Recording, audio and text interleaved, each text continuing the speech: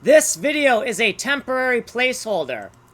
For playlist number 3, which we are on right here, we haven't recorded any videos yet. And once we have gotten up to video 299, then this video that we're on right now is going to be a technical demo showing you what is to come for this playlist. We have created a snapshot for this playlist though.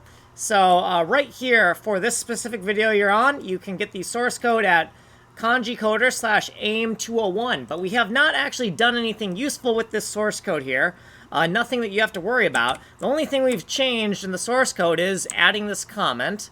And then we changed our auto commit script to reflect the new playlist that we're on. So we changed from playlist 2 to 3.